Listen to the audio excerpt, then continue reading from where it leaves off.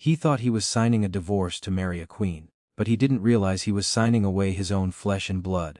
James Vallow ruled the city with a heart of stone, until Nara walked into his office with a secret that would bring the most dangerous man in New York to his knees.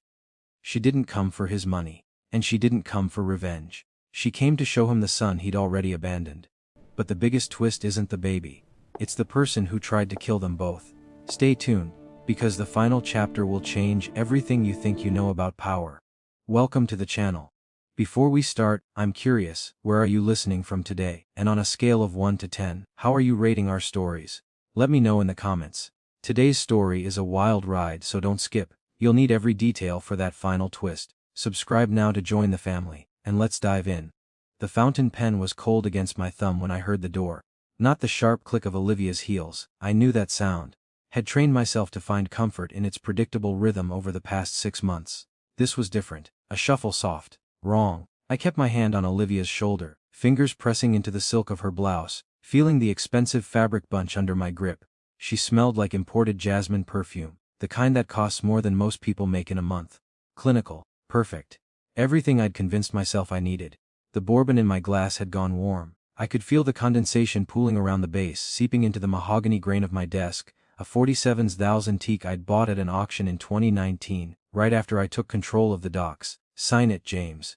Olivia's voice cut through the silence, sharp as a knife on glass. I didn't look up. My lawyer, Marcus, sat across from us, his breathing shallow. I could hear the rustle of his suit jacket every time he shifted. The man was nervous. Good. He should be. This office had seen blood before, not on the carpet, I'm too careful for that, but in the deals made here, the lives traded like poker chips. The air conditioning hummed at exactly 68 degrees. I'd had it calibrated that way. Control. Everything in this room was about control, except that sound, that shuffle. My pen hovered 2 inches above the signature line. Black ink, expensive, the kind that doesn't fade for 100 years, permanent, like the decision I was about to make. Olivia's fingers drummed on the armrest. Tap! She's late, she said, and I could hear the smile in her voice. Typical. I wanted to tell her to shut up, but that would have shown weakness. So I kept the pen steady, kept my face blank, kept my hand on her shoulder like she was a prize I'd won. The door creaked. Old hinges. I'd never replaced them. Something about that sound reminded me that even in a glass tower overlooking Manhattan, even with armed guards at every entrance, some things still aged, still broke down, still came back. I looked up, and the King of New York forgot how to breathe. Nara stood in the doorway, backlit by the hallway's fluorescent glare. But it wasn't her face I saw first, it was the bundle. Blue blanket, faded, the kind you buy at a discount store, not the luxury boutiques Olivia dragged me to.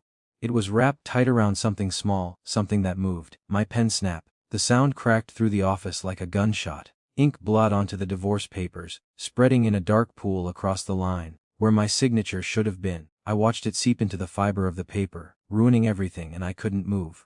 Olivia's shoulder tensed under my hand. What is? She started. Quiet. My voice came out wrong, hoarse, like I'd been screaming. Nara walked toward us. Not the hesitant walk of a woman defeated. This was the stride of someone who'd survived something I couldn't imagine. Her shoes, scuffed black flats, not heels, made that soft shuffling sound against the marble floor. One of my guards, Tony, shifted his weight by the door. I could smell his aftershave from here, cheap and too strong. His hand moved toward his holster. Touch that gun and you're dead. I didn't look at him when I said it. Tony froze. Nara kept walking. The bundle in her arms wasn't crying. That's what got me. Babies cry, don't they? That's what they do. But this one was silent, and somehow that silence was louder than any scream. She reached the table. The office smelled like leather and old money and Olivia's perfume, but when Nara got close, I caught something else. Baby powder. Milk. The faint metallic tang of exhaustion and pain. Her hands, I remembered those hands. 10 months ago they'd been soft, always cold, always reaching for me in the dark. Now they were red and raw, the knuckles cracked, fingernails bitten down to nothing. She lifted the bundle. Time did this thing where it stretched and compressed all at once. I saw her arms move in slow motion, saw the blue blanket shift, saw the tiny face emerge, gray eyes, stormy, dark, like looking into a mirror from 20 years ago, before the city had ground the softness out of me. The baby stared at me, didn't blink, didn't cry, just stared with those eyes, my eyes, and I felt something in my chest crack open like a fault line. No. The word fell out of my mouth before I could stop it. Nara placed the baby directly on top of the divorce papers. The ink was still wet. It stained the corner of the blue blanket. He has your eyes, James. Her voice was quiet, conversational. Like she was commenting on the weather. But I pray he never has your heart. Olivia stood up so fast her chair scraped against the floor. What the hell is this? Marcus started shuffling papers, his hands shaking so bad the pages rustled like autumn leaves. I couldn't look away from the baby. 10 months. I hadn't seen Nara in 10 months. The night I told her to leave, it was raining, one of those October storms that hits New York like a freight train. She'd been wearing my shirt, the gray one she always stole from my closet, and her hair was wet from running through the downpour to find me. You're going to get me killed, I'd told her. Your gentle heart is going to be my downfall. She'd looked at me like I'd shot her, and I'd let her walk out into that rain. Now she was here, and she wasn't alone. The baby's hand emerged from the blanket, tiny fingers. Perfect. They reached toward me, grasping at air, at nothing, at everything I'd thrown away. My hand moved without permission. I reached across the desk, my fingers trembling. When was the last time my hands shook, stretching toward that tiny palm? Nara pulled the baby back. The blue blanket whispered against the papers. The baby's hand disappeared back into the folds of cheap fabric. Don't. She didn't say it loud. Didn't need to. Have you ever reached for something and realized, in that split second before contact, that you'd already lost it? That the distance between your fingers and what you want isn't measured in inches, but in choices you can't take back? Tell me in the comments, when did you realize you'd reached for the wrong thing your whole life, Nara? My throat felt like I'd swallowed ground glass. Why didn't you? You're late. Olivia cut in, her voice dripping with manufactured authority. She was standing now, hand on her hip, trying to reclaim the room. The baby needed to be fed, I suppose. How inconvenient for everyone. Nara didn't even glance at her. That's what killed me. Olivia, the woman I'd chosen for her political connections, her family's influence, her ability to smile at a senator while planning his downfall, was standing 3 feet away, and Nara treated her like she was invisible. The baby needed to be fed. Nara repeated, her eyes locked on mine. And it's quite a long journey from the countryside when you're still healing from an emergency C-section. The words hit me like bullets. Emergency. C-section. Countryside. Where had she been? What had happened? Olivia laughed. That high-pitched, practice sound she used at charity galas. But it died in her throat when she realized I wasn't laughing with her. I was staring at the baby's hand as it emerged again from the blanket, tiny fingers curling and uncurling, reaching for something it had never known. The divorce papers crinkled under the weight of my son. The room felt too small. The air too thin, like the pressure had dropped and my ears were popping and I couldn't get enough oxygen no matter how hard I breathed. Marcus cleared his throat. Mr. Donovan, perhaps we should. Shut up. The lawyer went silent. Olivia's perfume was making me nauseous. Or maybe it was the realization crushing down on my chest like a collapsed building. I'd missed it. All of it. The first breath, the first cry, the first month of this baby's life. My baby's life. I reached out again, slower this time, my hand trembling so bad I had to brace my elbow on the desk. My fingers grazed the wool of the blanket. Soft, cheap, the kind that pills after one wash. Nara pulled back. Again. Why? The question came out broken. She leaned down, close enough that I could see the dark circles under her eyes, the way her lips were chapped and bleeding at the corners, the exhaustion carved into every line of her face. I did exactly what you asked for, James. Her breath was warm against my ear. You told me you wanted nothing left of our history. No anchors holding you back from your new life with Olivia. She tucked the blanket tighter around the baby, her movements practiced and tender, guarding him from the cold air of this glass prison. I'm here to give you the freedom you traded your soul for. She straightened up. But I wouldn't let my son grow up believing his father was just a myth. A single tear slid down her cheek, just one. It caught the light from the floor to ceiling windows, the Manhattan skyline glittering behind her like a constellation of broken promises. I wanted him to see the man who gave up on him before he even had a chance to breathe. The tear fell. It landed on the baby's blanket, darkening the blue fabric. My chest felt like it was caving in. Like someone had reached inside and was squeezing my heart with a fist made of regret. I tried to stand. My legs didn't work. Nara leaned in one more time, her lips close to my ear, and whispered, "His name is Leo. But to you, he's just another casualty of your ambition." She turned. The blue blanket swayed as she moved, and the king of New York, the man who'd never knelt for anyone, who'd built an empire on broken bones and silence, felt his world crack down the middle. 20. I watched her walk away and my body made the decision before my brain could catch up. The chair hit the floor behind me. That heavy leather thing I'd commissioned from an Italian craftsman who'd upholstered thrones for actual royalty. It crashed like thunder. Nara, wait. But my voice came out wrong, strangled. Like someone else was using my throat. She stopped, didn't turn around. Just stopped, 3 steps from my desk, the baby Leo, his name is Leo, shifting slightly in her arms. I could see the back of her neck. There was a scar there, small, shaped like a crescent moon. She'd gotten it in July 2018, the night we'd stolen my father's yacht and sailed it drunk into the harbor. She'd laughed when the boom swung around and clipped her. Scars make good stories, she'd said, blood running down her collarbone. I'd kissed it. Now I couldn't stop staring at that scar, trying to remember when I'd stopped noticing the details of her. Olivia's hand grabbed my arm. James, what are you? I shook her off. Her nails scraped against my sleeve, and I heard her gasp, not from pain, from shock. I'd never pulled away from her before, never shown her anything but calculated affection. Marcus was gathering papers, his hands moving frantically like he was defusing a bomb. The rustle of documents filled the silence, a desperate sound like mice in walls. Nara, I tried again, softer this time. She turned slowly, and I saw her face fully for the first time in 10 months. She'd lost weight. Her cheekbones were sharper, cutting shadows across her face in the harsh office light.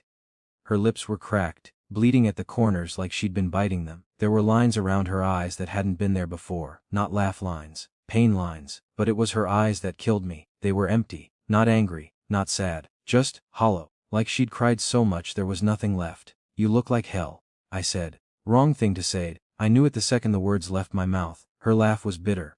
Thanks. Emergency C-sections really do wonders for your complexion. The baby Leo made a small sound. Not a cry, just a tiny exhale like he was sighing at his father's stupidity. I took a step forward. Tony shifted by the door. I could hear the leather of his holster creak. Everyone out. My voice came back, hard and sharp, the voice that made grown men confess to crimes they didn't commit. Marcus stood up so fast he knocked his briefcase over. Papers exploded across the floor, contracts, prenups, asset divisions, all the careful architecture of ending a marriage. Mr. Donovan, I don't think, out. He grabbed his coat and ran. The door slammed behind him. Tony and Marco, my other guard, exchanged looks. You too, boss, we shouldn't leave you, I said. They left. Now it was just us, me, Nara, Olivia, and a baby I didn't know existed. The air felt different without the guards. Smaller, more intimate, more dangerous. Olivia moved to stand between me and Nara, her heels clicking with each step. She'd worn red today, a power color, she'd told me this morning while getting dressed.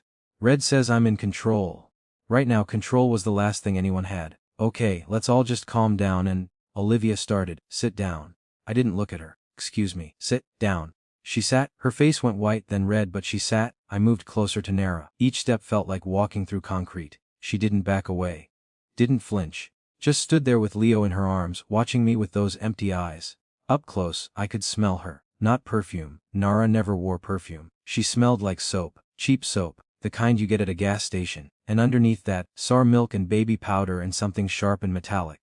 Blood. Old blood. Emergency C-section. I repeated her words. What happened? She looked down at Leo, adjusting the blanket with one hand. Her movements were practiced, automatic, like she'd done this 1,000 times. He was breech. Cord wrapped around his neck. They had to take him at 37 weeks. Her voice was flat, factual, like she was reading a grocery list.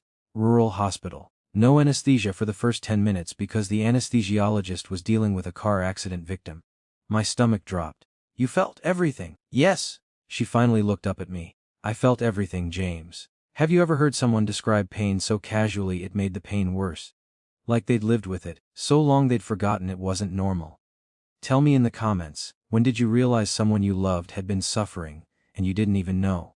I reached for her hand. She stepped back. Don't. I didn't know. Nara, I swear to God I didn't know. Her laugh was sharp enough to draw blood. You weren't supposed to know. That was the point. She walked past me, moving toward the windows. The Manhattan skyline stretched out behind her, 58 floors up, the city spread like a kingdom at her feet. Leo squirmed in the blanket. His little hand pushed free, those tiny fingers grasping at nothing. I followed her, couldn't help it. Like she was magnetic and I was made of metal. Then why are you here? My voice cracked. Why bring him now? She was staring out at the city, at the lights, at the empire I'd built by pushing her away. Because you asked for a divorce. She said it simply. And I wasn't gonna let you erase us completely. Erase. I started. You told me my gentle heart would get you killed, remember? She turned and there were tears now finally spilling down her cheeks. You said emotions were liabilities.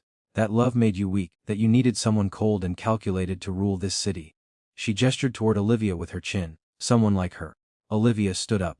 No wait, just sit down. I roared it. She collapsed back into the chair. Nara didn't even blink. I left because you told me to. She continued, her voice steady despite the tears.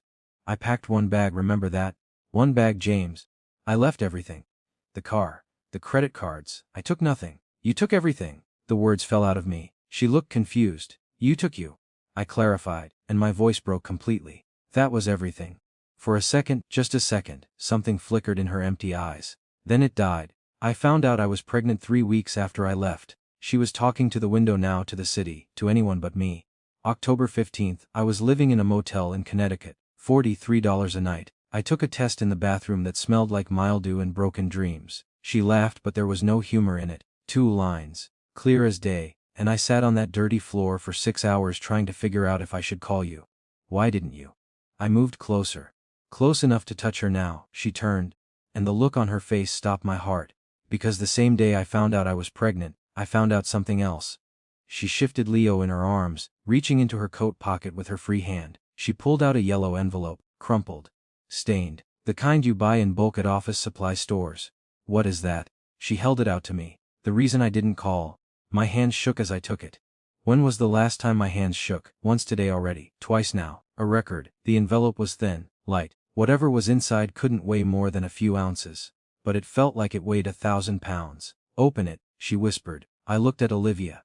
She was sitting perfectly still, her red dress bright against the black leather chair, her face carefully blank, too blank. My fingers found the seal. It was already torn, opened and resealed with tape. Inside were photographs. The first one, Nara's motel. I recognized it from the faded blue door and the broken neon sign in the background. The second one, a man standing outside her door. Tall gray suit, silver hair, my father's consigliere Vincent. The third photograph made my blood freeze. Vincent standing outside a hospital, nighttime. The sign above the door read, Hartford Regional Medical Center Maternity Ward. He was holding something in his right hand. I held the photo closer to the light. A gun, small, black, silencer already attached. When was this taken? My voice didn't sound like mine. December 28th. Nara's voice was soft. The night I went into labor. The room tilted. I grabbed the edge of the desk to steady myself. The wood was solid under my palm. Real. The only thing keeping me from falling into the floor. Vincent was at the hospital. I said it out loud, trying to make it real. Outside my room. She corrected. For 7 hours. While I was in surgery. While they were cutting me open. While Leo was being born. She looked at the baby in her arms. Your father's orders. Vincent told me himself. 3 days later, when I was released, he came to the motel, sat on my bed, ate an apple while he explained that if I ever contacted you, if I ever told you about Leo, if I ever came back to New York, he'd make it look like a car accident. Both of us. The words hung in the air like smoke. I couldn't breathe, couldn't think, couldn't process what she was saying. My father, my consigliere, the men I trusted with my life, they'd threatened to murder my wife and child. Why didn't you run further? I managed to ask. Why stay in Connecticut? Why not go? Where? She laughed, and it was the saddest sound I'd ever heard. Where do you run when you're being hunted by the most powerful crime family on the East Coast? Where do you hide when you have no money, no ID that isn't in your husband's name, and a newborn baby? She walked back to the desk and placed Leo down on the divorce papers again. He lay there, wrapped in that cheap blue blanket, staring up at the ceiling with those gray eyes, my eyes, completely unaware that his existence had just detonated a bomb in his father's chest. I stayed close. Nara whispered, because staying close meant I could watch you. Make sure you were safe. Make sure your empire didn't fall. She looked at me finally, really looked at me, and I saw it all in her face. The fear, the exhaustion, the lonely nights in cheap motels, the sound of Vincent's footsteps outside her door, the weight of carrying a secret that could get her killed. All of it. For me. I protected your legacy in the shadows, James. Her voice broke. I lived in poverty to keep your son alive while you were busy crowning a new queen. Olivia made a sound, a gasp or a sob. I couldn't tell. I didn't look at her. I was staring at Leo, at the way his tiny chest rose and fell with each breath, at the miracle of him still being alive despite everything. And then I noticed something in the photograph I was still holding. Background, behind Vincent. In the shadows, another figure, smaller, feminine, red coat. I'd bought Olivia that coat. December. Custom made. One of a kind. I looked up at her. She was already standing, grabbing her purse, moving toward the door. Olivia, she froze. You knew. It wasn't a question. Her silence was the only answer I needed. The king of New York, the man who'd built an empire on lies and blood and calculated moves, felt his knees give out. I hit the floor hard. Marble. Cold. Unforgiving. Just like the life I'd chosen. 30. The floor was colder than I remembered. I'd had this marble imported from Italy, Carrara, the same quarries Michelangelo used. Cost me 200 grand just for the office. Now I was on my knees on it, and all I could think was how it smelled like cleaning solution and crushed dreams. James. Olivia started, her voice high and thin. Shut your mouth. I didn't yell it. Didn't need to. The words came out quiet and sharp, like a blade sliding between ribs. She shut her mouth. I was still holding the photograph. Vincent in the background, Olivia in her red coat standing in the shadows outside the maternity ward where my son was being born. My hands were shaking so bad the photo blurred. How long? I looked up at her, still on my knees like a penitent in a church I didn't believe in anymore. Olivia's face was carefully composed. She'd practiced that expression, I realized. The slight downturn of her lips. The concerned furrow between her eyebrows. Everything about her was a performance. James, if you'd just let me explain. Hababolong. My voice bounced off the glass walls, echoed back at me from the city beyond. Leo made a small sound on the desk, not quite a cry, more like a whimper. Nara moved immediately, her hands gentle as she lifted him, rocking him in that automatic way mothers do. She was humming something under her breath. I couldn't make out the melody, but it was soft and sad and it made my chest ache. Olivia clutched her purse. Hermes, $20,000. I'd bought it for her last month. Your father approached me in September. Her voice was clinical now. All business. September 14th to be exact, at that charity gala for the Children's Hospital. Ironic, isn't it? She laughed, but it sounded wrong. Like metal scraping. He told me about Nara. About the pregnancy. About how you'd sent her away but she was still a liability. A loose end, and you agreed to help him. I wasn't asking, I was stating a fact. I agreed to help you. She corrected, taking a step toward me. Your father was right, James. A woman like that, soft, emotional, clinging to outdated notions of love and loyalty. She would have destroyed everything you built. Nara laughed from across the room. It wasn't a bitter laugh this time. It was genuine, almost manic, like she'd heard the funniest joke in the world. A woman like that. Nara repeated, still rocking Leo. Is that what you call someone who loved him more than her own life? Olivia's jaw tightened. Love doesn't build empires. No. Nara looked down at Leo, her voice dropping to a whisper. But it builds human beings. Which is something you'd never understand. I tried to stand. My legs didn't work right. Everything felt disconnected. Like my brain was sending signals but my body was refusing to comply. I grabbed the edge of the desk and hauled myself up. The divorce papers were still there, wrinkled now, with that blue blanket stain in the corner and my broken pen bleeding ink across the signature line. You watched her. I looked at Olivia. You watched her suffer. You knew about Leo. You knew Vincent was threatening them, and you said nothing. I was protecting you. You were protecting yourself. My voice was steady now. Cold. The voice I used right before someone disappeared. You saw an opening and you took it. You played my father, played me, played this whole situation so you could slide into her place. You're a parasite. Olivia's face went white, then red, splotches of color blooming on her cheeks like blood in water. I'm a realist. She spit the words out. I'm what you needed, James. Someone who understands that feelings are luxuries. That in this world you choose power or you choose love but you can't have both. Get out. James. G-oat. I roared it this time, and my voice cracked down the middle. She stood there for 3 more seconds, her hand still gripping that expensive purse, her red dress suddenly looking like a wound. Then she turned and walked out. The door closed behind her with a soft click, and suddenly the office felt bigger. Emptier. Like all the air had been sucked out. I looked at Nara. She was standing by the window, silhouetted against the city lights, swaying back and forth with Leo in her arms. The motion was hypnotic, rhythmic, like a pendulum marking time. How much did the hospital cost? I asked. She didn't turn around. $47,000. My stomach dropped. How did you? I didn't. She said it simply. I'm still paying it off. $50 a month. At that rate, I'll be done in 78 years. She laughed, but there were tears in it. They put a lion on everything. My car, well, the car I borrowed from a friend. My bank account, which had $37 in it. They even tried to garnish my wages, but that's hard to do when you're working cash jobs at diners that don't ask for ID. Have you ever realized that the person you love has been drowning, and you didn't even notice they were underwater? That while you were building castles, they were being buried alive. Tell me in the comments, what would you give up to save someone you didn't know you'd already lost? I walked toward her. Slowly this time. Like approaching a wild animal that might bolt. When I was 3 feet away, I stopped. I could see her reflection in the glass. See the tears streaming down her face even though she wasn't making a sound. Nara. Don't apologize. Her voice was sharp. Please. Don't you dare apologize. I wasn't going to. She turned then, and the look on her face was something I'd never seen before. Rage. Pure, burning, righteous rage. Good. She shifted Leo in her arms. Because an apology would be an insult. You can't apologize for this, James. You can't say I'm sorry and make it better. You can't fix this with money or power or any of the tools you use to fix everything else in your life. She walked toward me now, closing the distance I'd been afraid to cross. You want to know what the worst part was? She was close enough now that I could see the individual tears on her eyelashes. It wasn't the pain. It wasn't being alone during labor or watching Vincent outside my hospital room or eating ramen noodles 3 times a day so I could afford diapers. She stopped right in front of me. The worst part was that I still loved you, even when I hated you. Even when I was lying in that hospital bed, feeling them cut me open, feeling every slice of the scalpel because there wasn't enough anesthesia, I was thinking about you. Her voice broke. I was thinking, James needs to be okay. James needs his empire. James needs to stay safe. And I held on to that thought like it was a rope pulling me out of the dark. Leo squirmed between us. His little hand pushed out of the blanket again, reaching toward me. I couldn't move, couldn't breathe, couldn't do anything but stand there and take it. And you know what?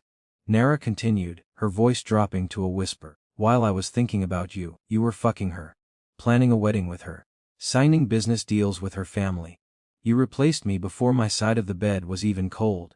That's not. I started. Don't lie to me. She cut me off. I watched you. I told you I stayed close. I saw you at restaurants with her. Saw you holding her hand at galas. Saw you smile at her the way you used to smile at me. She reached up with her free hand and grabbed my tie, pulling me down to her eye level. You survived, James. That's what you wanted, right? To survive in this world. Well, congratulations. You survived. And it only cost you everything that mattered. She let go of my tie. I felt like I'd been punched in the chest. Leo made another sound. Louder this time. His face scrunched up and I could see he was about to cry. He's hungry. Nara said, all the rage draining out of her voice, replaced by exhaustion. I need to feed him. She turned to walk away. I grabbed her wrist. Not hard, not forceful. Just enough to stop her. Please. The word came out broken. Please don't go. She looked down at my hand on her wrist, then up at my face. Why should I stay? I didn't have an answer. The truth was, I didn't deserve her staying. I didn't deserve 5 more minutes in the same room as her.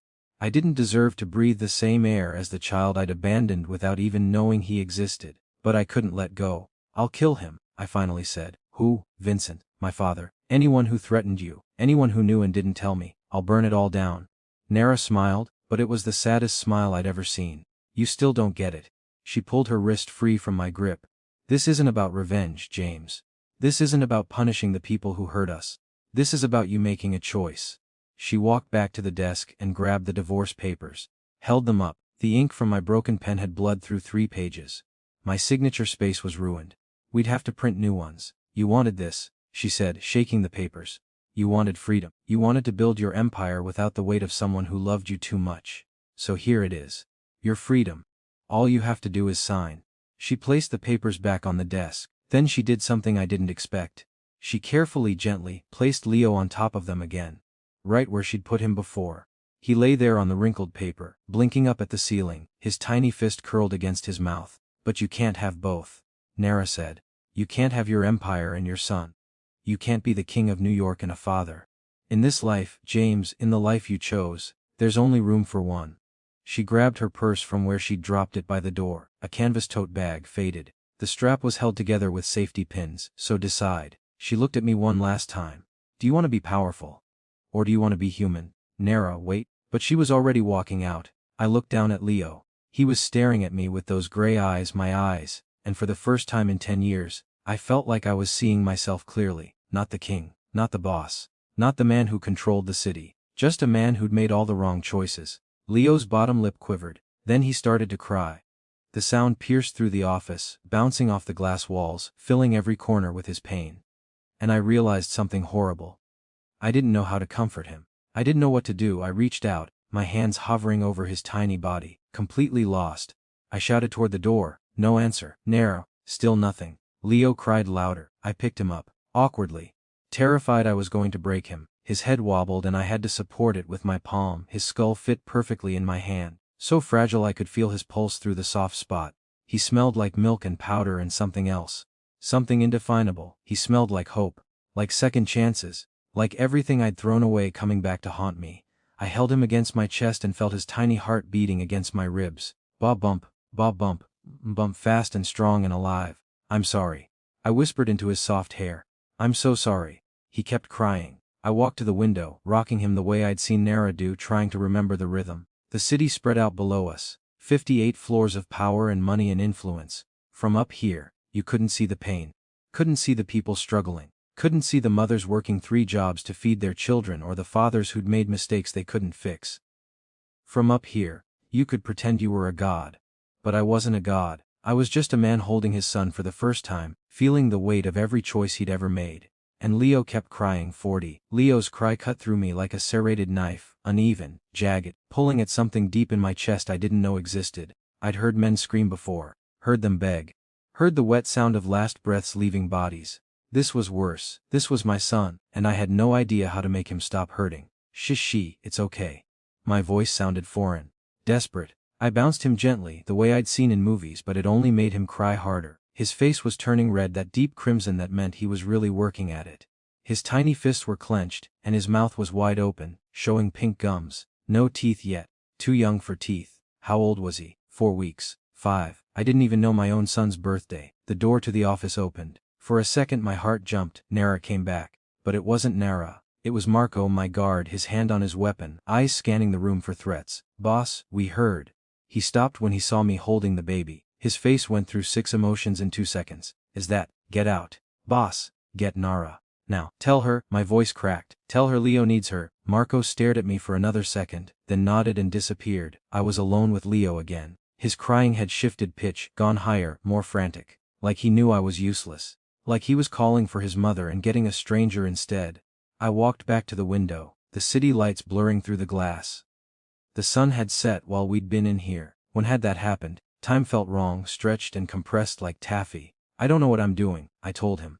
Honest, raw. I don't know how to be your father. He cried louder. I pressed him closer to my chest, feeling his warmth seep through my shirt. My $1,000 shirt that probably cost more than Nara's rent for a month. The thought made me sick. Your mother thinks I'm a monster. I was still talking to him, even though he couldn't understand. Even though all he could do was cry and exist and remind me of every failure. She's probably right. His little hand found my collar and grabbed it. His grip was surprisingly strong for something so small. I didn't know about you. I continued, my voice dropping to a whisper. That's not an excuse. That's the truth. And the truth is, I should have known. Should have checked on her. Should have made sure she was okay after I sent her away. The word away tasted like ash. I'd sent her away. Pushed her out into the rain and the cold and the danger, because I thought emotions made you weak. Turns out, emotions are the only thing that make you human. Your name is Leo. I said it out loud, testing it. Leo, were you named after anyone? Your grandfather? Some character from a book your mother loved? He hiccuped, his crying stuttering for a moment. I kept talking. My name is James. James Anthony Donovan. My father, your grandfather, he's a bastard. You'll meet him eventually, and when you do, you'll understand why I'm going to kill him. Saying it out loud made it real. I was going to kill my father. The man who'd raised me, taught me the business, shaped me into the king of New York. The man who'd threatened to murder my wife and child. Leo's crying was slowing down, not stopping, but quieting. His breathing was hitching, shuddering, like he was exhausted. I'm going to tell you something, I said, walking in slow circles around the office. And you won't remember this because you're too young, but I need to say it anyway. The marble floor was cold under my shoes. Each step echoed. I was scared. The admission felt like pulling glass from a wound.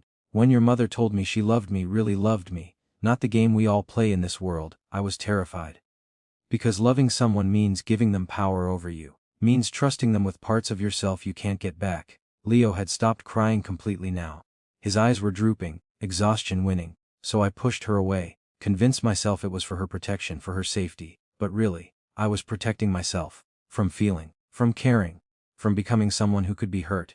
His eyes closed. I held my breath, afraid to move, afraid to break whatever spell had finally calmed him. And now look at us. I smiled, but it felt wrong on my face. You're here and she hates me, and I'm holding you for the first time in a 58-floor office that means absolutely nothing. The door opened again. Nara stood in the doorway, her face pale, her eyes red from crying. Marco was behind her, looking uncomfortable. He stopped crying. I said, and my voice came out hoarse. Nara's expression softened for just a second, a crack in her armor, before hardening again. He's tired. He cries when he's tired and can't sleep. She walked toward me, arms outstretched. I'll take him. No. The word came out before I could stop it. She froze. Please, I added softer. Just give me 5 more minutes. Why? She asked it genuinely, not cruel, just confused. Because I missed the first 4 weeks of his life. I looked down at Leo, at his perfect tiny face, his long eyelashes resting against his cheeks. And I can't get that back, but I can have 5 more minutes. Nara's jaw tightened. She was fighting something, anger, exhaustion, maybe even the remnants of whatever she'd felt for me before I destroyed it. Fine. She sat down in the chair Olivia had vacated. 5 minutes. Have you ever held something so fragile you were afraid your own breath might break it? That the weight of your past mistakes might somehow seep into them and poison their future? Tell me in the comments, when did you realize you'd do anything, sacrifice anything, to protect someone you just met?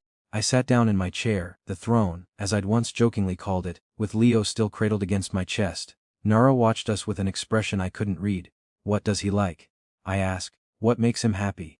She blinked, surprised by the question. He's 4 weeks old, James. He likes eating and sleeping and being warm. There has to be more than that. She sighed. He likes when I sing to him old jazz standards, Ella Fitzgerald, Billie Holiday. He stops crying every time. You still listen to that? I remembered. Nara had a whole collection of vinyl records, kept in a leather case she'd inherited from her grandmother. She'd play them on Sunday mornings, dancing in the kitchen while making breakfast. I'd sold those records. After she left, couldn't stand hearing them. I couldn't afford to bring the collection with me, she said quietly. But I remember the songs, so I sing them. Sing one now. James, please. She closed her eyes, and for a moment I thought she'd refuse. Then she started singing. Blue Moon, you saw me standing alone. Her voice was soft, barely above a whisper, cracked from crying and exhaustion. But it was beautiful. Leo shifted in my arms, and even though his eyes were closed, I swear he smiled. Without a dream in my heart, without a love of my own. I watched her as she sang, watched the way her hands twisted in her lap, nervous and raw, watched the way the city lights caught in her hair. She looked older than I remembered. Harder. Like life had taken a file to her edges and sharpened them. But underneath, she was still Nara. Still the woman who danced in our kitchen, and laughed at my terrible jokes, and held me when the nightmares came. Blue Moon, you knew just what I was there for. The song ended. Silence filled the office, heavy and thick. He's asleep, Nara said, standing up. I need to take him. He needs to eat soon. You said you're still healing. I looked up at her. From the C-section. Are you okay? She laughed, but there was no humor in it. Define okay. Nara, the incision got infected. She said it flatly. I couldn't afford the antibiotics. So I just dealt with it. It's fine now mostly. Rage hot and sharp flooded through me. Where are you staying? That's not your concern. You staying. She flinched. Motel. Outside Newark. $60 a week. You're taking my son to a $60 a week motel. It's all I can afford. Her voice rose, matching mine. Do you think I want to raise him there? Do you think I want him sleeping in a room that smells like mold and cigarettes? Do you think? She stopped, her hand over her mouth, shoulders shaking. I stood up, still holding Leo, and moved toward her. Don't, she warned. I stopped. I did exactly what you asked, she said, her voice muffled behind her hand. You wanted me gone. You wanted no tays, no anchors, no gentle heart dragging you down, so I made myself disappear. She lowered her hand, and her face was wet with tears. I lived in my car for 3 weeks. Did you know that? October was cold, James. Really cold, and I slept in a Honda Civic with broken heat, wearing every piece of clothing I owned, trying to keep warm. Each word was a bullet. I worked at a diner for tips. 8-hour shifts on my feet while I was 6 months pregnant. The owner knew I was desperate, so he paid me $5 an hour under the table. Nara. I ate once a day, sometimes not at all, because I needed to save money for the hospital, for the birth, for the tiny human growing inside me who didn't ask to be part of this nightmare. She walked toward me, her finger pointing at my chest. And you know what kept me going? You know what got me through those nights when I thought about just ending it, just driving off a bridge and being done?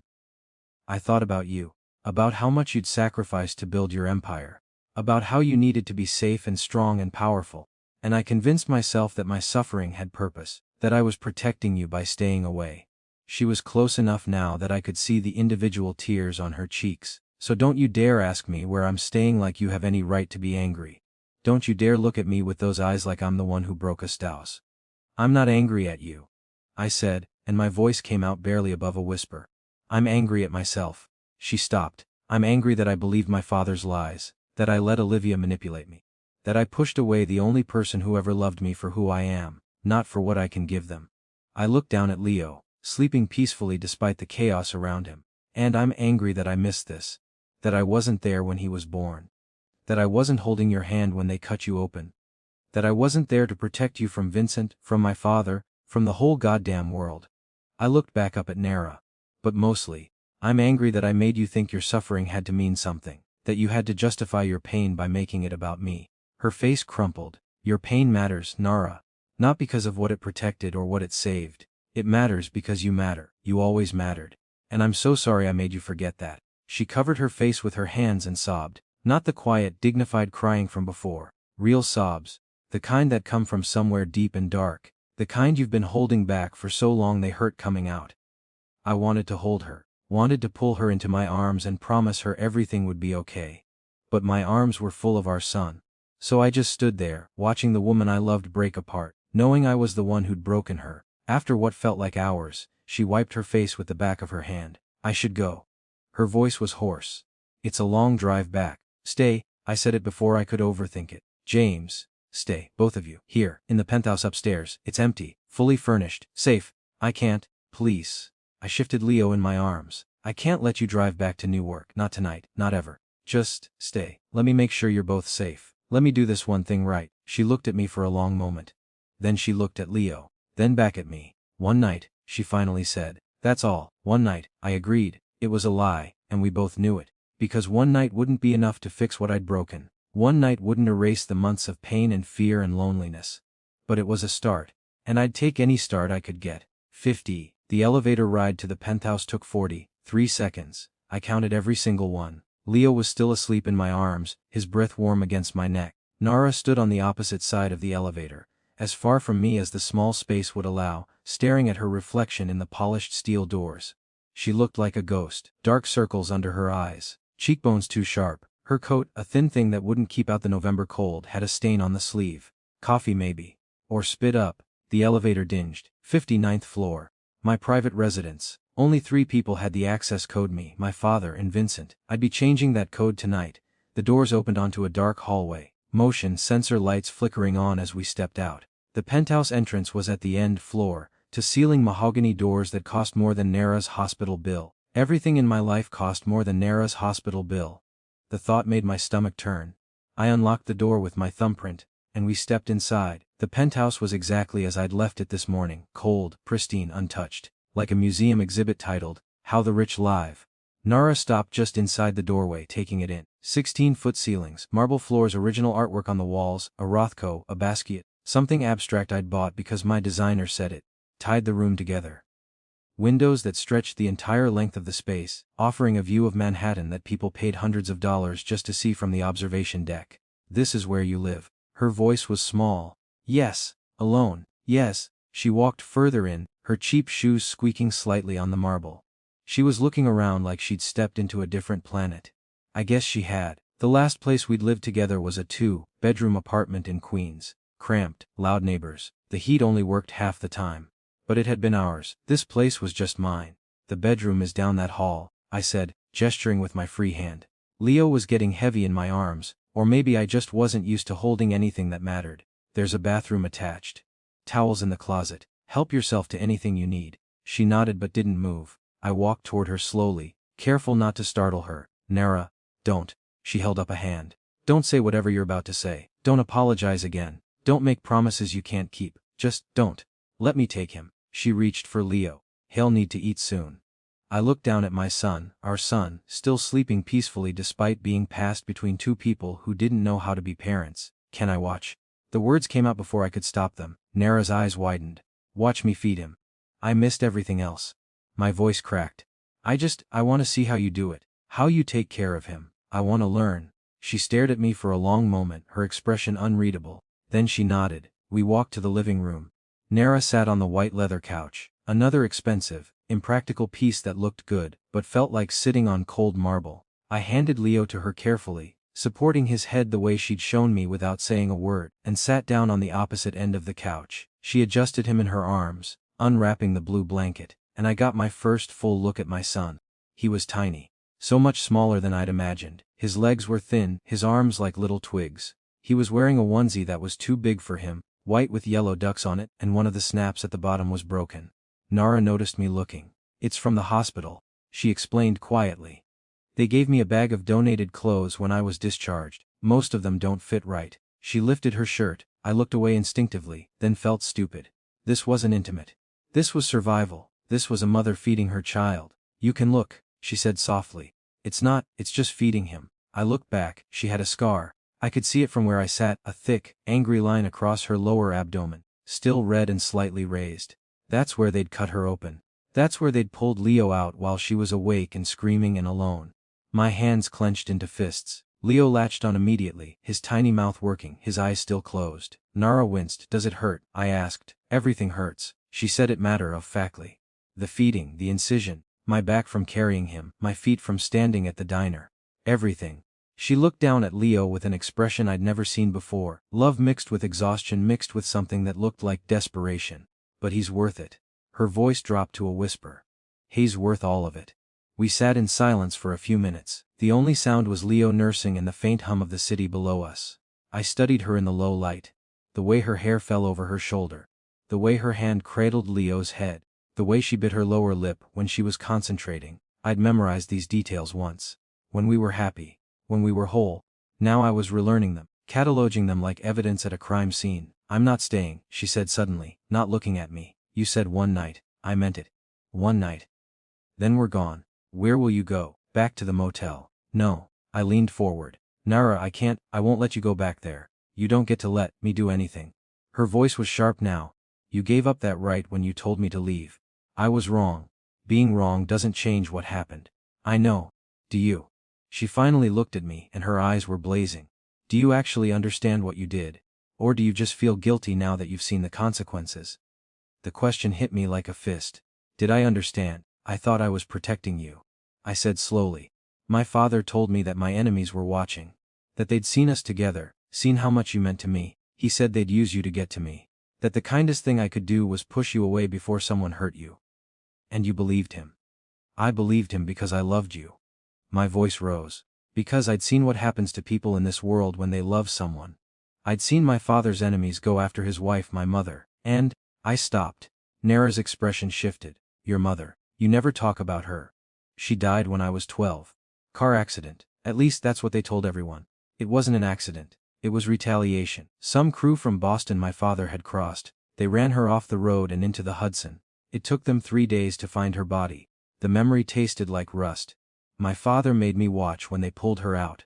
Made me stand there at 12 years old and look at what was left.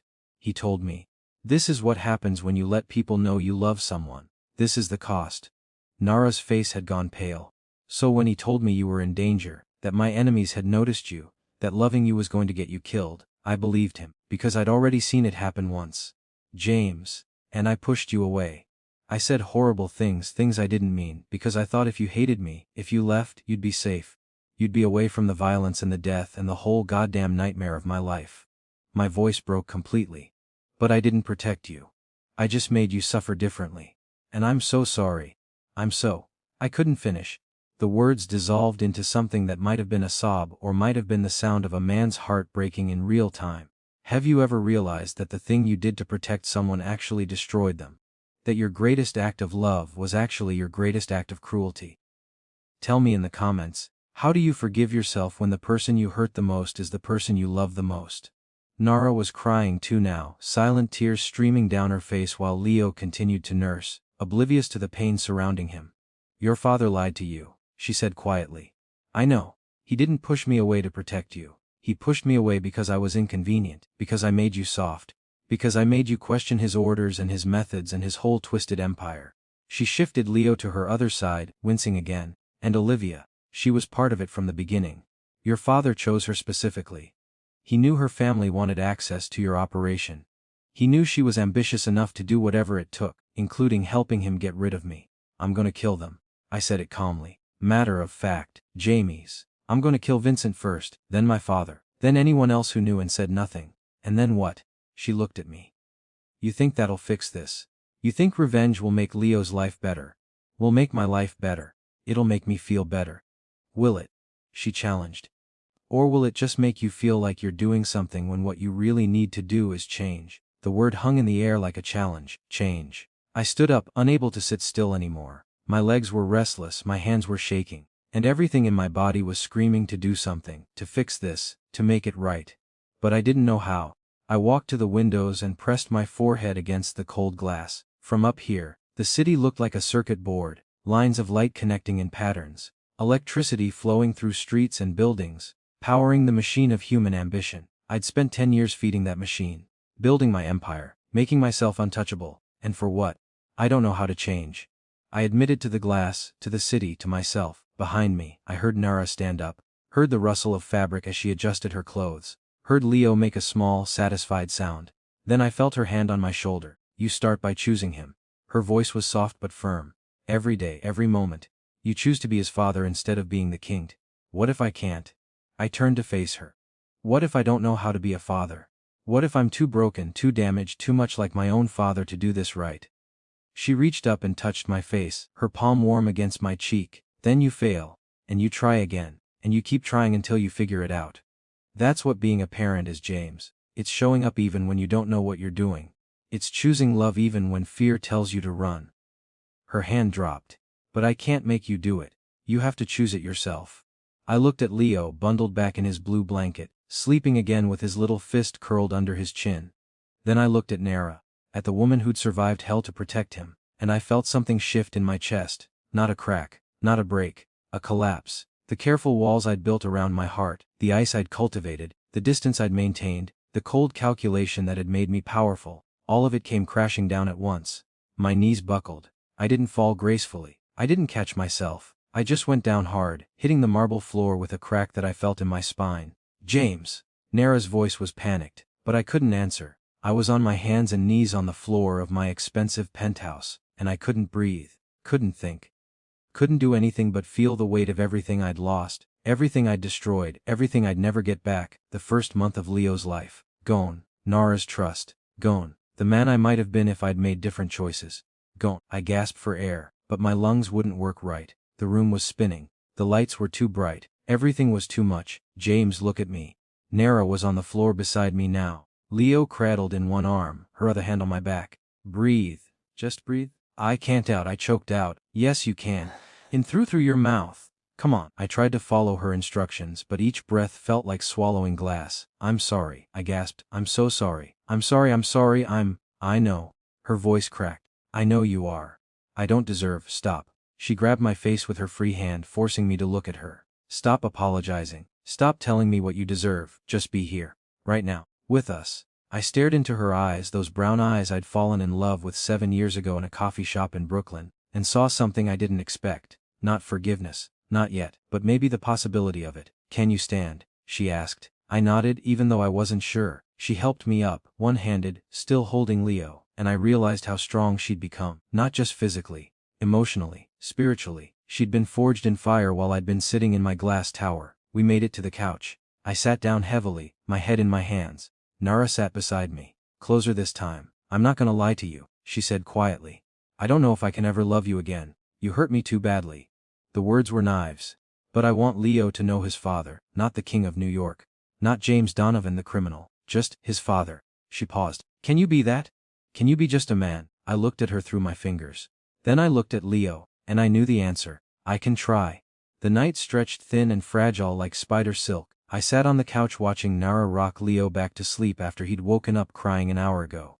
She was humming that same tune, Blue Moon, and her voice was hoarse from exhaustion. But she kept going. The yellow envelope sat on the coffee table between us. I'd been staring at it for 20 minutes, watching the way the lamplight caught the creased edges, the way the tape holding it closed had started to peel. There were more photographs inside. Nara had told me that much before she'd started feeding Leo again. You need to see all of it, she'd said. Not just Vincent outside the hospital. Everything. But I hadn't opened it yet. Because some part of me knew that once I saw what was inside, there would be no going back. Whatever remained of my old life, the careful lies I'd believed, the illusions of loyalty and family, would burn to ash. You can read it in the morning, Nara said softly, noticing my stare. If you want. No. I reached for the envelope. I need to know now. My hands were steadier than I expected as I peeled back the tape. Inside were more photographs, maybe 20 of them, all printed on cheap paper that had started to fade. Underneath the photos was a stack of papers, some handwritten, some typed. I pulled out the first photograph. It was dated October 3rd, the day before I'd sent Nara away. The photo showed Vincent sitting in a restaurant, Luigi's, the Italian place on 42nd, where my father conducted most of his business. He was at a corner table, and sitting across from him was Olivia. My stomach dropped. They were leaning close, intimate, like old friends. Vincent's hand was on the table, his fingers drumming the wood the way he did when he was making a deal. Olivia was smiling. I looked at the next photo. Same restaurant, same table. But this time my father was there too. He was sitting next to Vincent, and all three of them were looking at something on a phone. The date stamp read October 3rd, Levinson, 4:07 p.m. I'd told Nara to leave on October 4th, early morning, around 2 a.m. After she'd found me in my office, trying to work through a crisis with the shipping routes. They planned it. I said out loud, and my voice sounded dead. The whole thing was planned. Keep looking. Nara's voice was gentle but firm. I pulled out another photo. This one showed Olivia outside my building. October 4th, 6:14 a.m. She was on her phone, looking up at my office window, and there was something in her expression, satisfaction, maybe, pride. The next photo was Vincent at the train station. October 7th. He was watching someone off camera, his hand in his coat pocket where I knew he kept his gun. I flipped to the next one and felt my blood freeze. It was Nara. She was getting on a bus, her single bag clutched in her hand, and Vincent was in the background, watching, following. How did you get these? I asked, looking up at Nara. She shifted Leo in her arms. A private investigator. His name is Marcus, different Marcus, not your lawyer. He works cheap, mostly divorce cases, cheating spouses. I hired him with the last of my savings in November. She paused. I needed to know if I was being paranoid or if the danger was real. If Vincent was actually following me or if it was just pregnancy hormones making me crazy. He was following you. It wasn't a question. For 2 months. She confirmed. Every day. Every night. He knew where I worked, where I slept, what time I ate dinner. He knew everything. I looked at the next photo. Vincent outside the motel. December 15th, 30:23 a.m. Just standing there in the parking lot smoking a cigarette, his eyes on Nara's door. Jesus Christ. I whispered. Keep going. Nara's voice was harder now. You need to see all of it. I pulled out more photos. Vincent at the diner where Nara worked. Vincent outside a clinic where she'd gone for a prenatal checkup. Vincent in a car parked across from a grocery store where she was buying diapers. Each photo was a violation. Each one proof that my father's man had been hunting my wife like prey. Then I got to the hospital photos. The first one I'd already seen, Vincent outside the maternity ward with his gun. But there were more. Vincent in the hospital parking lot. December 28th, 11:52 p.m. The timestamp showed Nara had been in labor for 6 hours by then. Vincent in the hallway outside her room. December 29th, 2014 a.m. He was talking to someone off camera, his phone pressed to his ear. The next photo showed who he was talking to. My father. He was standing in his study. I recognized the bookshelves behind him, the painting of the old docs that hung above his desk. He was on the phone, and his face was cold, calculated. The face he wore when he was ordering someone's death. The timestamp read December 29th, 2014 a.m., while Nara was being cut open, while Leo was being born, while my wife was screaming in pain and terror. My father was on the phone with his hitman, coordinating. Have you ever looked at someone you've known your whole life, and realized you never actually knew them at all? That the person you called family was actually a monster wearing a familiar face? Tell me in the comments, when did you realize blood doesn't mean loyalty? I set the photos down carefully, afraid if I held them too tight they'd crumble. There's more. Nara gestured to the papers underneath. I pulled them out. The first page was a bank statement. My father's private account. The one he thought nobody knew about. There was a transaction dated October 5th. $200,000 transferred to an account in the Cayman Islands. Olivia's account. Nara explained. Payment for services rendered. He paid her to replace you. He paid her to help get rid of me. I looked at the next document. It was a contract. Typed official, signed by my father and Olivia's father. The contract outlined a merger. My organization and the Moretti family would combine operations. In exchange for access to my shipping routes and distribution network, the Morettis would provide political protection and law enforcement connections. The contract was dated September 28th, 6 days before I'd sent Nara away. They'd been planning this for weeks, I said, and I could hear the rage building in my voice. My father sold me out. Traded my life, my marriage, my freedom for a fucking business deal. Keep reading. Nara's voice was barely a whisper now. I flipped to the next page. It was a letter, handwritten, my father's writing. I'd know it anywhere. The careful script he'd learned in Catholic school, the way he looped his G's and crossed his It's with precision. James, if you're reading this, it means you've discovered the truth. I don't regret what I did. I never will. You were weak. You still are. That girl made you soft, made you question decisions that needed to be made, made you hesitate when hesitation gets men killed. I built this empire from nothing. I clawed my way up from the docks, fighting and bleeding and killing to give you a kingdom. And you wanted to throw it all away for what? Love, sentiment, fairy tale nonsense that has no place in our world. So I made a choice. I chose the empire over your happiness. I chose power over your feelings. And I'd do it again without hesitation. Olivia is a suitable replacement. She understands what it takes to rule. She doesn't flinch. She doesn't question. She does what needs to be done. If Nara came back with the child, it means Vincent failed in his duty. That's disappointing, but not surprising. The girl always was more resourceful than she looked. You have a choice now, son. You can choose the girl and the bastard child, throw away everything I built, and die soft and forgotten. Or you can choose power. Choose the empire, choose to be a king. But know this, if you choose her alone. No resources, no protection, no family. I'll cut you off completely. You'll be nothing. The choice has always been yours. You just never had the balls to make it. Your father. The letter shook in my hands. I read it again. Then a third time, each word burning into my brain like acid. When did he write this? My voice came out strangled. Based on the paper and ink analysis Marcus did, sometime in early October. Before he even approached Olivia. Before he set the plan in motion. Nara shifted Leo to her shoulder, patting his back gently.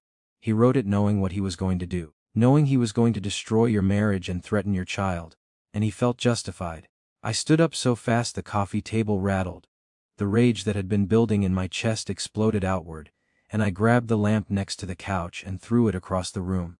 It shattered against the wall, glass and ceramic spraying across the marble floor. Afuka! I roared it. Afukam! Nara didn't flinch. Leo didn't even wake up. She just sat there, watching me destroy my own living room with that same empty expression she'd worn in my office. I grabbed a chair, an antique I'd paid $30,000 for, and smashed it against the floor. The wood splintered, legs breaking off, upholstery tearing. He chose this. I was gasping now, my hands bleeding from the splinters. He chose to threaten you. Chose to traumatize you. Chose to take away my son's first month of life. And he thought he was RGHT. I looked at Nara. How did you live with this? Knowing he was out there, knowing he was watching, knowing he could kill you at any moment. She looked down at Leo, running her finger gently over his tiny hand. I didn't live with it. Her voice was soft. I survived it. There's a difference. Living is what you do when you have choices. When you have freedom and safety and the luxury of thinking about tomorrow. Surviving is what you do when every day is about making it to the next morning. When the only goal is keeping one person safe, even if it destroys you in the process. She finally looked up at me. I survived because Leo needed me to. Because if I broke, if I gave up, if I let Vincent win, then your father would have succeeded. He would have erased me. Made me nothing. I moved toward her, stepping over the broken lamp. You were never nothing. I felt like nothing. Tears were streaming down her face now. I felt like a ghost haunting the edges of your life, watching you move on, watching you smile with her, watching you build a future that didn't include me. She wiped her face with her free hand. And the worst part, the absolute worst part, was that I still loved you. Even knowing what your father did, even knowing you'd chosen power over me, I still loved you. Nara, don't. She held up her hand. Don't say you love me too. Don't try to fix this with words. Words are cheap, James. They always have been. She stood up, cradling Leo. Actions matter. Choices matter. What you do in the next 24 hours, the next week, the next month, that's what matters. She walked toward the hallway that led to the bedrooms. I'm going to put Leo down. He needs to sleep. And I need, her voice cracked. I need to not look at you right now. She disappeared into the darkness of the hallway. I stood alone in my destroyed living room, surrounded by broken furniture and shattered glass, holding a letter from my father that outlined my betrayal like a business proposal. And I made a decision. I pulled out my phone and dialed a number I hadn't called in months. It rang twice before he picked up. James. Vincent's voice was smooth, professional. It's late. What do you need? I need you to come to the penthouse. I kept my voice calm. Empty. Now. It's almost midnight. Now. I looked at the broken lamp, at the blood on my hands. We need to discuss something important. About the Moretti deal. A pause. I'll be there in 20 minutes. Good, come alone. Don't tell my father. James, if this is about 20 minutes, Vincent. I hung up. Then I walked to my study, a small room off the living room that I used for private meetings, and opened the safe behind the bookshelf. Inside was a gun, a Glock 19, loaded clean, untraceable. I'd kept it there for years, telling myself it was for emergencies. Tonight qualified. I pulled it out and checked the chamber. 15 rounds. More than enough. I sat in the leather chair facing the door and waited. The clock on the wall ticked. Each second loud in the silence. Tick, tick, tick, counting down to a decision I couldn't take back. Counting down to the moment I'd have to choose what kind of man I wanted to be. The kind who talks about change. Or the kind who makes it happen. Tick, tick, tick. 18 minutes later, I heard the elevator. Vincent was early. He always was. The penthouse door opened. I heard his footsteps on the marble, confident, unhurried. The walk of a man who'd never been afraid of anything. James. He called out. Where are you? Study. My voice was calm. He appeared in the doorway, still wearing his gray suit, his silver hair perfectly combed. He looked like someone's grandfather. Kind, trustworthy, a monster in a nice suit. His eyes flicked to the gun in my lap. His expression didn't change. He asked casually, preventing it. I gestured to the chair across from me. Sit down, Vincent. We need to talk. He sat, relaxed, like we were discussing quarterly earnings. What's this about, James? I pulled out the yellow envelope and tossed it across the desk. It landed in front of him, photographs spilling out. Vincent looked down, saw himself outside the hospital, saw himself following Nara, saw all of it laid out like evidence at trial. He was quiet for a long moment. Then he smiled. So she told you. He leaned back in his chair. I wondered when she would. You threatened my wife. My hand tightened on the gun. You threatened my son. I followed your father's orders, he said it simply. Like I always have, like I always will. My father's orders were wrong, perhaps. Vincent shrugged, but they were necessary. You were compromised, James. The girl made you weak. Your father saw it. I saw it. Hell, everyone in the organization saw it. He gestured to the photographs. So we did what needed to be done. We removed the weakness. And look at you now. Stronger, richer, more powerful. You should be thanking us. I raised the gun. Vincent didn't flinch. Go ahead, he said calmly. Pull the trigger. Kill me. But it won't change anything. Your father will still be out there. Olivia will still be out there. And you'll still have to choose between the Empire and the girl. I already chose. His eyebrows raised. Did you? The moment I saw my son. I stood up, the gun steady in my hand. The moment I understood what you took from me. I chose. I walked around the desk until I was standing directly in front of him. But I'm not going to kill you, Vincent. He looked confused. I'm going to do something worse. I pulled out my phone with my free hand and pressed play on a recording. Vincent's voice filled the room. If you ever contact James, if you ever tell him about the child, I'll make it look like an accident. Both of you. The recording was crystal clear. Every word, every threat. Vincent's face went pale. Nara's P. I got that on December 31st, when you came to the motel. I smiled, but it felt wrong on my face. He got everything, Vincent. 2 months of recordings, you threatening her, you following her, you admitting my father ordered it. I leaned down until we were eye level. I'm going to send this to every family on the East Coast. Every rival, every ally, every cop on my father's payroll. And then I'm going to watch the Empire burn. Vincent stood up fast, his hand moving toward his coat. I pressed the gun against his forehead. Don't. He froze. Get out of my home. I said it quietly. And tell my father I'm coming for him. Vincent stared at me for a long moment. Then he smiled again, but this time it was different. Sad, almost. You really don't know, do you?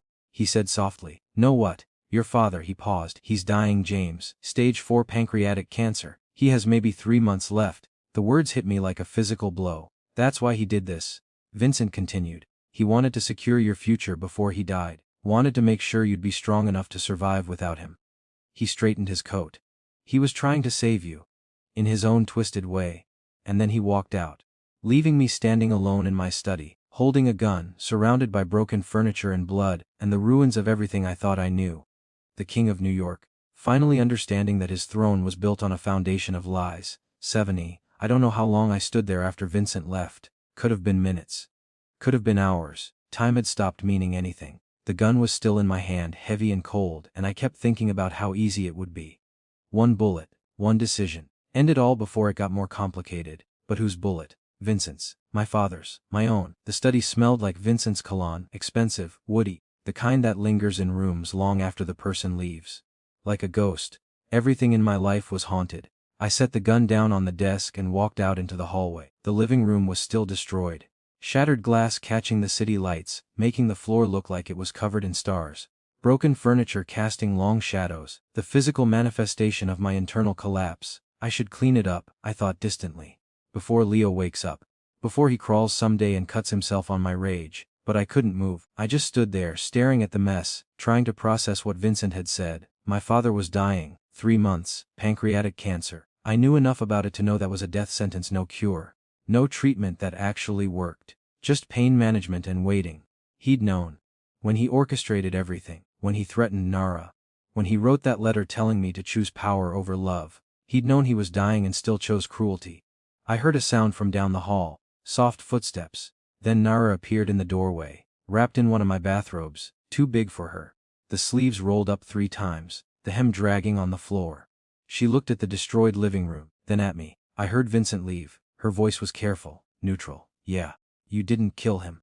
No. She walked closer, stepping carefully around the glass. Why not? I laughed, but it came out wrong. Bitter. He told me my father's dying. Cancer, 3 months, maybe less. Nara stopped walking. James. He did all of this. I gestured at everything, at nothing, at the universe. Because he thought he was saving me. Protecting his legacy. Making sure I'd be strong enough to survive after he's gone. I turned to look at her. He threatened to kill you and our son because he loves me. What kind of love is that? Nara's eyes filled with tears. The only kind he knows. We stood in the wreckage of my living room. 2 people who'd been destroyed by someone else's version of love, and I understood something. This was the pattern. The cycle. The inheritance passed down from father to son like a genetic disease. My grandfather had been the same way. Ruthless, cold, willing to sacrifice anything for power. He'd raised my father to be a king. My father had raised me to be a king, and kings don't get happy endings. They get thrones and they get loneliness and they get children who fear them more than love them. I don't want Leo to be like me. The words fell out before I could stop them. Nara moved closer. Close enough that I could smell the hotel soap she'd used in the shower. Cheap, clean, real. Then don't be like you. She said it simply. I don't know how to be anything else. Yes, you do. She reached out and touched my hand. Her fingers were cold. You were different once. Before your father got his hooks in deep, before you convinced yourself that emotions were weaknesses and love was liability. She looked up at me. I fell in love with that version of you. The one who laughed at terrible movies. The one who danced with me in the kitchen at 3 a.m. The one who cried when he told me about his mother. Her voice cracked. That version of you is still in there somewhere, buried under 10 years of your father's poison. I'll fight if he's not, I whispered. What if I'm too far gone? Then you dig. She squeezed my hand. You dig until you find him, and you do it for Leo, because he deserves a father who's present, who's soft, who's capable of love without conditions. Have you ever stood at a crossroads and realized both paths lead to different versions of death? One where you lose everything that matters, and one where you lose everything you thought defined you. Tell me in the comments, which version of yourself would you kill to save the people you love? I looked down at our joined hands. Her hand was so much smaller than mine, delicate, but strong. This hand had survived everything my world threw at it. I'm going to war with my father. I said it quietly. Matter of fact. Nara nodded. I know. It's going to get ugly, violent. People are going to die. I know. You and Leo need to be somewhere safe. Somewhere he can't reach you. We're not leaving. Her voice was steel. Nara, we're not leaving. She repeated, stronger now. I didn't survive 10 months of hell just to run away again. If you're going to burn down your father's empire, I'm going to watch it burn. We both are. She pulled her hand from mine and walked over to the window. The city stretched out below us. Dawn was starting to break, pink and orange bleeding into the dark sky, the buildings turning from black shadows to gray silhouettes. You asked me earlier if I could ever love you again. She spoke to the window, to the sunrise, to the future we didn't know how to build yet. I don't have an answer. I don't know if the damage is too deep, if there's too much scar tissue, if we can ever get back to what we were. She turned to look at me. But I know Leo deserves a chance to know his father, not the king, not the monster your father created, just James, just the man. She walked back toward me, her bare feet silent on the marble. So here's what's going to happen. You're going to go deal with your father. Do whatever you need to do. Burn it down, tear it apart, end it. She stopped in front of me. And then you're going to come back here, to us. And you're going to prove every single day that you chose differently. That you chose love over power. That you chose to break the cycle. And if I can't, my voice was barely a whisper, then I take Leo and we disappear for real this time. She said it without hesitation. But I don't think you will. I don't think you're as much like your father as you believe you are. I think you're terrified you might be better than him. Because being better means admitting he was wrong. And admitting he was wrong means everything you built together was built on a lie. The words cut through me like a scalpel. She was right. She was completely right. I wasn't afraid of being like my father. I was afraid of being different from him. Because if I was different, if I chose love and softness and vulnerability, then what did that make him? What did that make the last 10 years of my life? I need to see him. I said suddenly. My father. Before I do anything else I need to see him. Nara nodded. I know. Will you be here when I get back? She looked at me for a long moment. Then she smiled, small, sad but real. One day at a time, James. That's all I can promise. That's enough. I walked past her toward the bedroom where Leo was sleeping. The room was dark, quiet. Just the sound of his breathing, soft, even perfect. I stood in the doorway, watching the rise and fall of his chest under the blanket. He was so small, so breakable, so completely dependent on the adults around him to not fuck up his entire life, and I'd already failed him once. I walked over to the bassinet. Nara had found one in the penthouse guest room, left over from when my sister visited with her kids years ago. Leo was on his back, one arm thrown up by his head, his mouth slightly open, dreaming about whatever babies dream about, milk, probably, warmth, his mother's voice. I reached out and gently touched his hand. His fingers curled around my thumb instinctively. Strong grip for someone who weighed less than 10 pounds. I'm gonna fix this, I whispered. I'm gonna burn down everything I built wrong and start over. And when you're old enough to understand, I'm gonna tell you about all of it. The mistakes. The cruelty. The choices I made that hurt your mother. His eyes fluttered but didn't open. And I'm going to make sure you never have to make those same choices. You're gonna grow up knowing that love isn't weakness, that kindness isn't liability, that being soft doesn't make you a target. I squeezed his tiny hand gently. You're going to be better than me. Better than your grandfather. Better than every man in our bloodline who chose power over humanity. I let go of his hand and stepped back. I promise. The drive to my father's estate took 40 minutes. I didn't call ahead. Didn't warn him I was coming. Just got in my car, a black Mercedes that cost more than most people's houses, and drove through the early morning streets. The sun was fully up now. Tuesday morning. People were heading to work, getting coffee, living normal lives where their biggest concern was traffic or a difficult boss or what to make for dinner. I envied them. The estate was in Westchester. Gated, guarded, a mansion that looked like something from a mafia movie, because it essentially was. The guard at the gate recognized my car and waved me through without question. I parked in the circular driveway, in front of the fountain that my father had imported from Tuscany. Water still running even though it was November and cold enough to freeze, because stopping the fountain would be admitting defeat to winter. That's how my father thought. Never surrender. Not to nature. Not to enemies. Not to death itself. I walked up the marble steps and used my key to open the front door. The house smelled the same as it always had. Old wood. Cigar smoke. The faint scent of my mother's perfume that still lingered in the wallpaper, even though she'd been dead for 20 years. Ghosts everywhere. I found my father in his study. Same room where Vincent had stood in that photograph, talking on the phone while my wife was being cut open. He was sitting in his leather chair, a glass of whiskey in one hand, looking out the window at the grounds. He looked smaller than I remembered, thinner.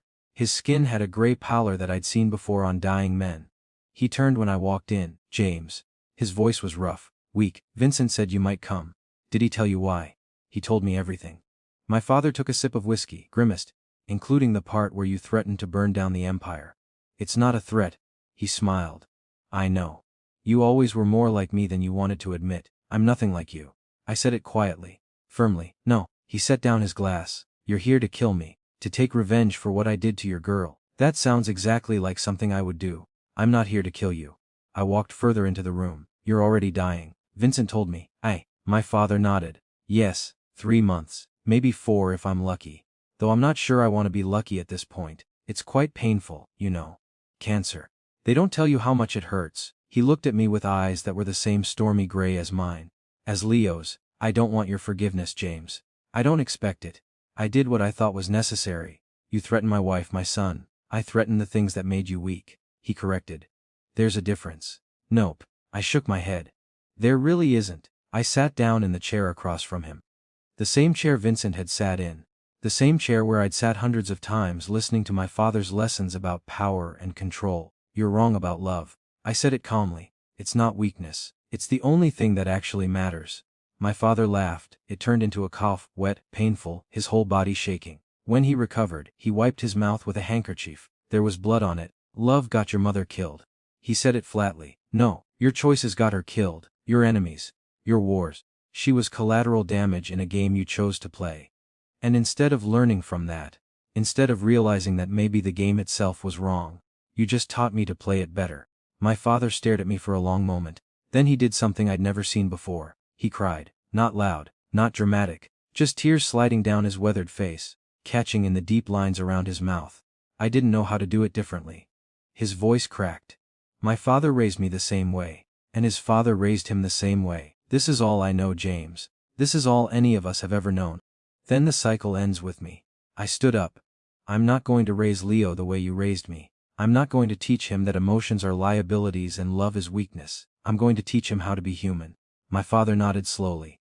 Then you're a better man than I ever was. I know. I walked toward the door. James.